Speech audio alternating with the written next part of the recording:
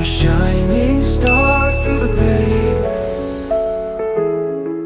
Hi guys, good morning, good afternoon, good evening from where you're watching this video from.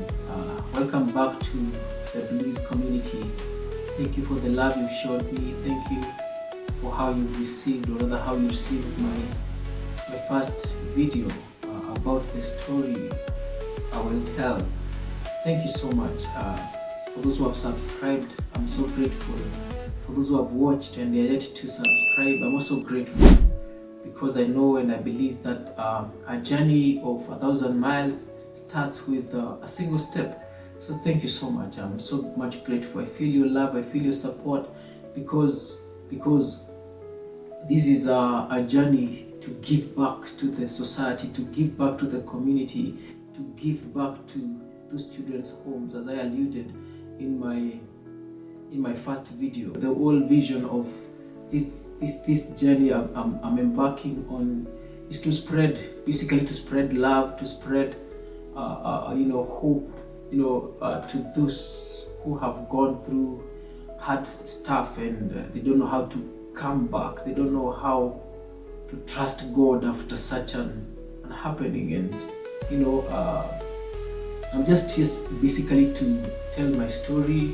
For those who have not watched my first video, just you'll find the link up here to just go back and align with everything I'm trying to do. And simply what I want to do, this is just to give back, because I believe when they say that you can use your lemons to make a lemonade, it's true. People go through hard and they go through pain, and they come back strong. Where I come from, we always say when you set Napier grass on fire, the aftermath, the way it sprouts after that, it sprouts in such a vigorous manner than how it was before it was set on fire. And just to align that with my story, I believe when we go through pain and we allow the process of healing, we come out strong, and that's what God does. He allows you to go through something. He allows you to go through pain, then He picks you up. He walks with you. He embraces you. He loves on you. He gives you peace. Because from my first video, I did mention that God has not told us that the fact that we are born again will not go through seasons, will not go through turbulent times. And basically what we're trying to say is that tough seasons will come, but how we deal with the aftermath, after the seasons, is what matters most. And as I said in my last video, I've gone through pain, but I allowed God to walk with me. I allowed God to carry me through, because there are seasons to go through and it's only Him who can carry you through. The moment you get Him out of the equation, you lose it. And that's why you find people committing suicide. You find people cannot take it anymore. But the moment God closes that door of that job, the moment God takes that loved ones, and you just tell Him, God, from here, when I look ahead, I can only see mirage. I don't know where this road is taking me. And that's what I said in my previous video, that sometimes when you go through something like what I went through of losing a wife, when you look ahead, you can only see mirage. You can only see mirages whereby when you look at a tarmac road ahead during a sunny day, you see water. But the moment you move closer, that water keeps moving ahead and keeps moving and keeps moving. And that's basically what happens. That yes, I've gone through stuff, but one thing I refuse to do is to give up. So for those who have not watched my previous video, go back there, watch. My vision is just to spread love. My vision is just to spread hope. And in parallel to recording this story, I'm working on my foundation, Blizz Foundation, and the core mandate of, or rather the reason for the Blizz Foundation is to spread love through giving as God blesses us in this Blizz community, as we keep growing, as we keep expanding, as God opens doors for us, as God brings people to partner with me, I would want to show some love to those children's homes. I have so much burden, for people who have gone through what I've gone through. Children who have been abandoned by their parents, or they lost their parents at a tender age, and they're in those children's home. That basically the overview of what I want to do. We give in terms of financial aid to those children's homes, and as time goes by and we are expanding, I also want to partner with cancer care, these places which take care of cancer patients. And if God expands us even financially, we can assist, because that is one area God really came through for me. God sent people to come through for me in that area of finances, because for those who have taken care of cancer patients, it's so draining financially. But I can tell you for free that by the time my wife is resting, she did not leave me with any debt I had to pay, because God sent people. God sent people my way. There is no place like I was stuck. At any given time, there was someone to uphold me. And that's what I just want to do, to give back, to just give a hand. And what God gave me, I give back. And that's why I'm trusting God, that God will continue to open doors for me, financial doors, even bringing people to partner with me, people who we can even bring more people together and visit children's homes, give in terms of feeding, or rather we give in terms of feeding those children. We give food, we buy food, we go cook for them, and we gather clothes, because I know many of you people who are viewing this, rather who are watching this video, you've got so many clothes in your closet, and you barely wear. It's like, if you count the number of times you've worn that dress, that trouser, that blouse since January, you can't count more than 4 times. That's worth donating, and that is basically what I just wanna do with Blizz Foundation, which is now underway in terms of registration. And once it's ready, I will let you guys know. I would want us to partner and come together. We go to children's homes, wash their clothes, feed them, play games with them, show them some love, clean the environment they stay in. If we need to sweep around, to collect the litter around, to ensure that even those children are staying in clean, and conducive environment, because everyone deserves to be loved. Everyone deserves to stay in a clean environment. I'm not saying that the places are dirty, but when we get to those places, we'll not lack anything we can do. And that basically the breakdown of the vision of what I'm trying to do. And I know with God's help, we'll get somewhere. Now we are at the time of recording this video, we are at 75 subscribers, and that's a move. For sure, I did not see us reaching there with the first video, and I believe this journey to 1,000 subscribers, the journey to 4,000 watch hours, the journey to be monetized, the journey to take those, to just give back when that time comes, to those children's homes and the places which take care of the old people. Basically that's what we want to do. And yeah, I promised you that the next video and the second video I'm gonna do will be about how I met Liz, and it's interesting. It's interesting. It's really interesting how I met Liz, because it happened that there is this man of God, but goes by the name Minister Kennedy, who invited me to the church, which now ended up being my church, rather where I fellowship. And this man of God, we had schooled together back in campus, back in the university, and we were serving together in the Christian Union. At some point, he was the chairman of the Christian Union, and I was the chairman in charge of worship. So I was under him. I was reporting to him on the progress within the worship docket of the Christian Union. and of course I finished before him because he was doing a little bit longer, or rather a lengthy course. He was doing engineering, I was taking the IT, which just been around 4 years.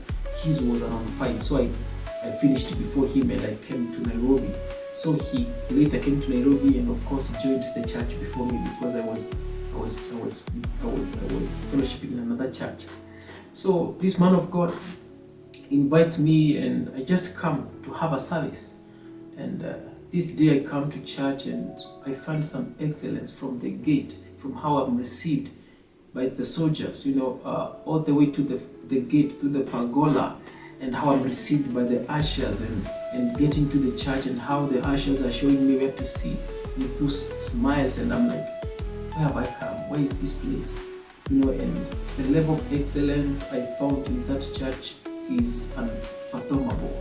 And I tell you the truth that I found such a different culture, and I knew I'm not gonna go back to where I came from. And if moving churches was a person, that was me, ready to move, and I moved.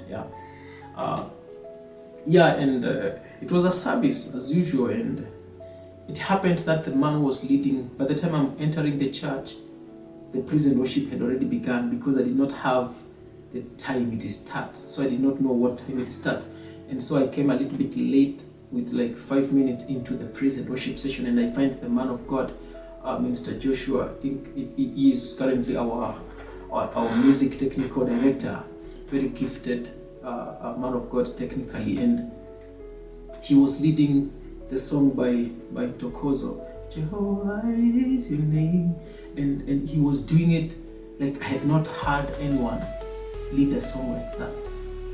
And he was leading while transposing and going up and up the keys, and it was moving my heart. Actually, that day I was just in tears worshiping, because I had not gone to a church where I heard such level of music, and I felt compelled in my heart to just want to say hi to him after the service. And what happened is that after the service, now the man of God who invited me, Mr. Ken, his girlfriend, who now currently is his wife, I told him I want to see that man. I want to just say hi to that man. And guess who is taking me to who she suggests to take me to see Josh. So she tells me there is a friend of mine in the worship team. She does soprano, and let me call him. Let me call her. And at that time, you see, the entire praise and worship are just catching up, and how the service was, all that. And Olive calls Liz, and Liz comes, and they introduce me to her and her to me, and we are like, wow, it's good to see you. What's your name? And I tell her my name, and she's this bubbling, talkative, chubby cheeks, and happy, and we are just there. And I'm like, this girl is just so friendly and easy to relate with. And Olive tells her, Brian wants to say hi to Josh. Would you please mind taking him to say hi to Josh? And Liz in her jovial self says, why not? Let's go. And we went, and she was walking. You see, the worship team, they wear the uniform. Many of people wear the uniform. At the middle after the service, they change into some high heels and some dresses, some skirts, some jeans. So she had already changed, and she took me to Josh over there. Or rather, along the way, she's introducing me to her friends as her friend. Meet my friend Brian.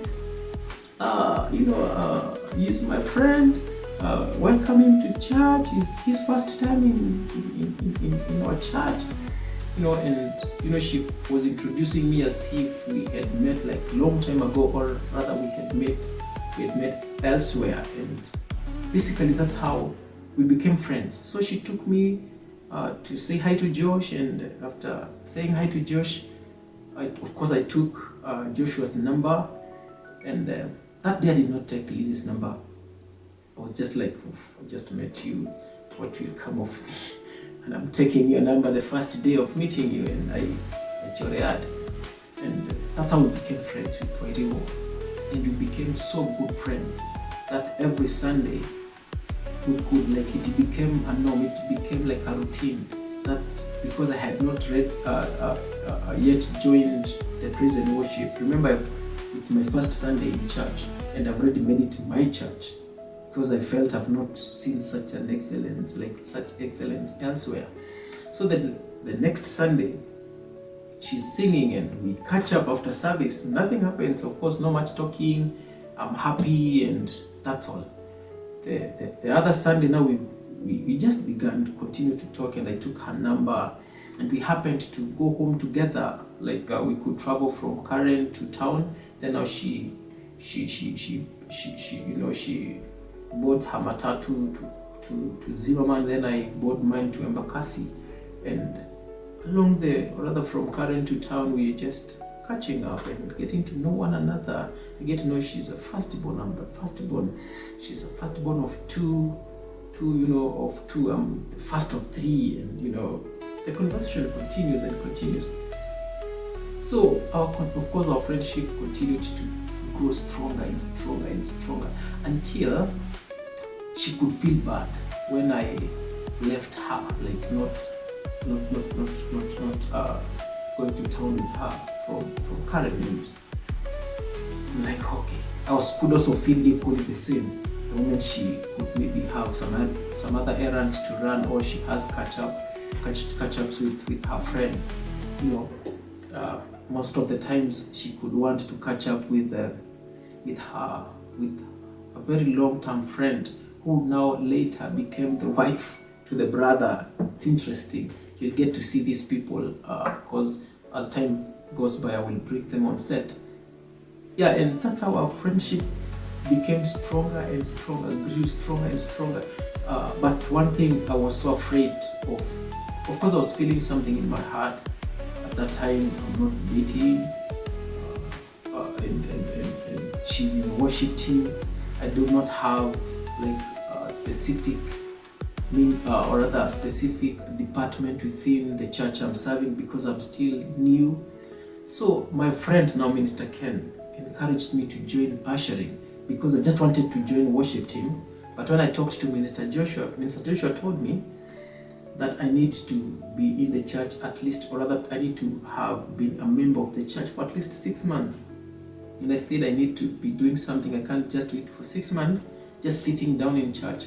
I need to serve God somewhere in some other department, and that's how I ended up in ushering, because he himself, Mr. Ken, was in ushering. The girlfriend, who now currently is the wife, they were also in ushering. So there's no place I could fit better and faster than where they are, and because they know me, so they were able to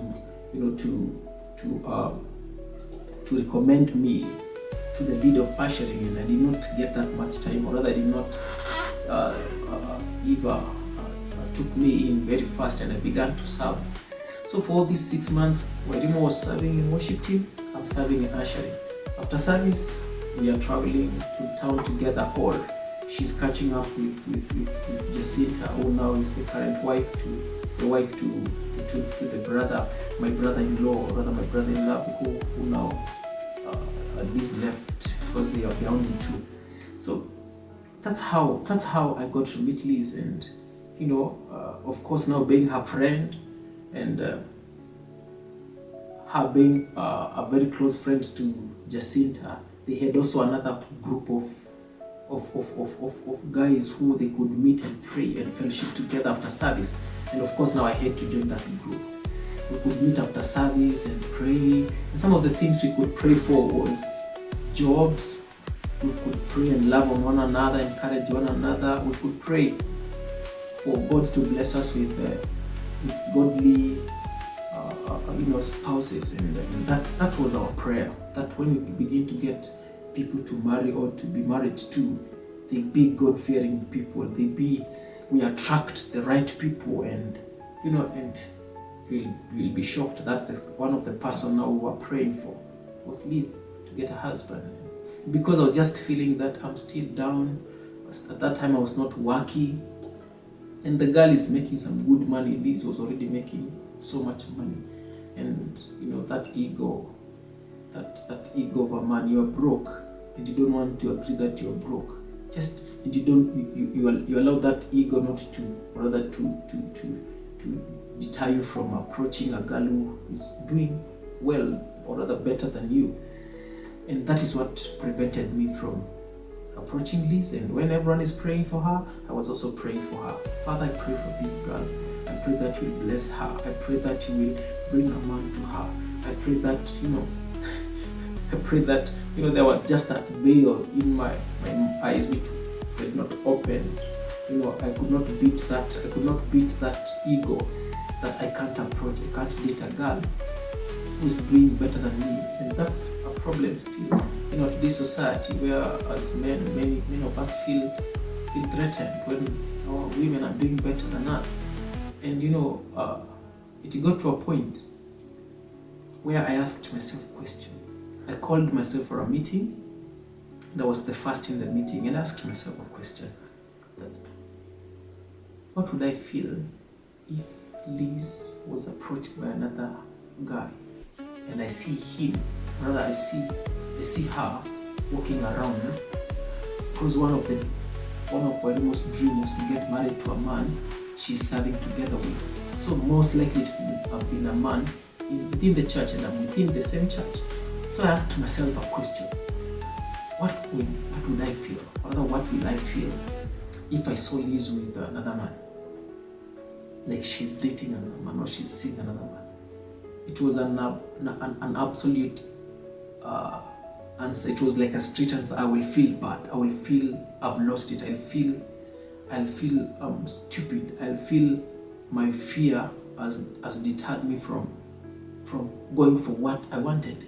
And I said, this is the time now to approach Liz. I will have to talk. I better tell her. I better request her to be my girlfriend. She says no, than just staying there, assuming that she will say no when I've not told her anything. And that's also a problem maybe some of us are facing right now. You want to try something, but you're afraid of the failure. So you better even try and fail than staying there with the fear of, if I try, I will fail. And that's the same thing happened in the Bible. If I take you back to where Jesus was the ocean was very rough, and the disciples are so worried, and we don't know what to do, and they wake up Jesus, and Jesus calms the sea. And another place, Jesus is walking on water, and they see Jesus walking on water, and the disciples are in so much fear. And Peter asks Jesus, if it's you, call me to come. And Jesus tells him, come. And Peter begins to walk. And when Peter was walking, of course, he saw the ocean now. He saw the ocean rising and all that, and fear caused him now to doubt that he can walk all the way to Jesus, and he began to sink. And Jesus reached out to him, and he pulled him out. Jesus did not allow him to sink. What am I saying? That I was afraid of trying, because I was like asking myself, what if I ask her and she says no? And I told myself, I better ask her, I better approach her, I better open my heart, I better shoot my shots. She says no, so that even when I see her with another man, I'll say I tried, and I was not just good enough. So one of these days, we are traveling to town, and I ask her, we are just having an open chat, and she tells me how she graduated with masters, and there was no one to bring her flowers. And I asked her, even mom, even dad, so she tells me, yeah, my parents came, but we did not have money for flowers, and I had to pick someone's flowers who had dropped theirs, to take a photo and very fast return. And I told her, I will buy you flowers. And she's like, yeah, I'm waiting. So I knew that was the perfect opportunity to shoot my shots. Yeah, and that time came. and I planned a date with her towards the end, the last week of October, the last week of July 2019. Okay, yeah, that's where I just called her to just one of the Fridays we meet up, because at that time I was not working. So we met with Ojimo, and I shot my shots. Yeah, I told her that I've always been afraid to approach her because I thought that I said everything. Of course, I confused myself. I confused everything I could. But at the end of the day, I got my point home that because the conversation was, "Are you dating?" I started by first asking her so that I don't open up my heart to someone who's already gone and I get frustrated. So I asked her, "Who is Liz? Is Liz dating?" She told me, "Liz is not dating. There are many people around her, and she has not found any serious man amongst them." And I'm like, "Good." Now I told her. So she asked me. She threw the same question to me. Is Brian dating? And I told her, "I'm not dating, but I'm seeing somebody." And she was shocked. Kumbe all this time, Liz was waiting for me to approach her, and she was like, "What kind of a man is this? I like her, I like him, but it's like he doesn't want to do what a man has to do, or rather what to do." And when she asked me the same question, I told her, "Yeah, I'm not dating, but I'm seeing someone."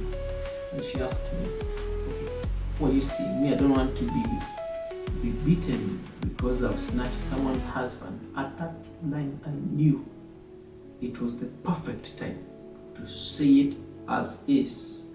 Where is, as that word is used in Kayat. I knew I needed to go full force. I knew I needed to go straight forward without beating around the bush. And I told her, "Yeah, I'm seeing someone. The person I'm seeing is seated right, or she's just staring at me." She blushed. She laughed. I could see that happiness within her heart. And finally the guy opened his heart to me. And of course, one ladies, they will always tell you, "Give me time." "Oh, thank you for opening your heart," she said. "But I'll need some time to think about it." As every other lady does, they want to feel like I'm being chased, and I told her, "Take all the time you need." And that's basically how we met with Liz and how I got to open my heart. So the time between meeting Liz on 28th of August 2018, it took me approximately around 1 year to approach her and ask her to be my girlfriend, and that was around August 2019. So basically that's it. And my next video now will be around how she kept me waiting for months and months, how she was so unsure if she wants to get into a relationship with me. Yeah, and how she eventually said yes, and we began another amazing journey of dating. So subscribe. Let me just finish that because today I just wanted to cover how we met. Continue subscribing, continue commenting. We are going somewhere with this because this journey goes all the way to 2023, last year, March. So subscribe. Let's walk this journey together. Subscribe and be a member of the Blizz community. I love each of you, and may God bless you. And until the next episode or part 3, stay blessed, stay safe. During these festive seasons, take care of yourselves. When you're traveling, drive safely, reunite with your families and cross over to 2025 healthy. And yeah, let's see how we continue to grow as the Blizz community. I love you all. Thank you. God bless you.